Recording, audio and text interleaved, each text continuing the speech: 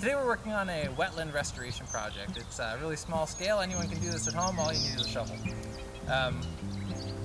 We have this drainage ditch that runs through the property that a previous farmer dug, and I think this whole area was probably a swamp at one point, and that was probably the purpose of that drainage ditch, to start clearing this area and drying it out so it could be used for crops and hay.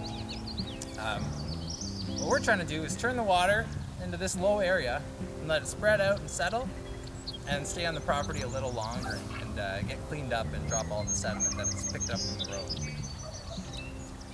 If you're new to the channel, this is Valley Grove Forest Farm. We are trying to mix conservation and agriculture. So we're trying to create these useful yields. I've got these vegetable beds dug right into the swamp with conservation. So it's a functional area for us and a functional ecosystem for the wildlife here on the farm.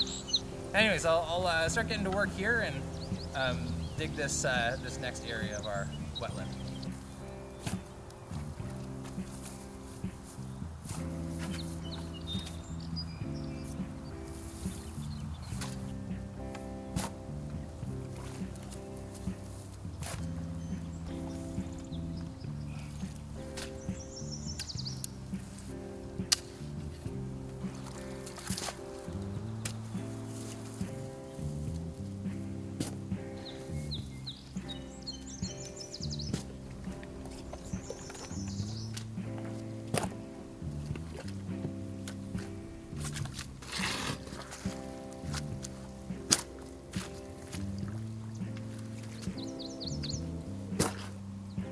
Alright, well, this is what I came up with. I think I'm done digging for today.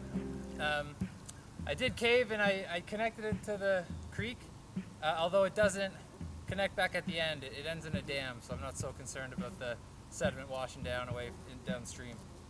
But in any case, it comes in through that drainage ditch. I've got this sweeping river section with these nice twists and turns.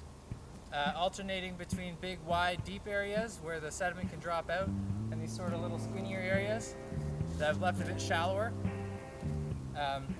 It comes in here, the first big wide turn, and hopefully that fills up due to this choke point here and keeps these garden beds in front of me nice and wet, and I don't plan on watering them all summer. Hopefully that works out. Then the water keeps going down this way. I've dug 3 more garden beds that I've got to cover with leaves and compost. I'll come back and do that another time. And then finally it ends up past one more little choke point into a big basin at the bottom. Sort of just like a shallow pond. I'm going to fill that pond with wild rice, see if that works. I don't know, this whole thing might end up drying up in the summer, depending on how much rain we get. But in any case, we'll give that a try. And then that ends with a little short dam. The water will trickle through that dam and then rejoin the drainage ditch in its original path.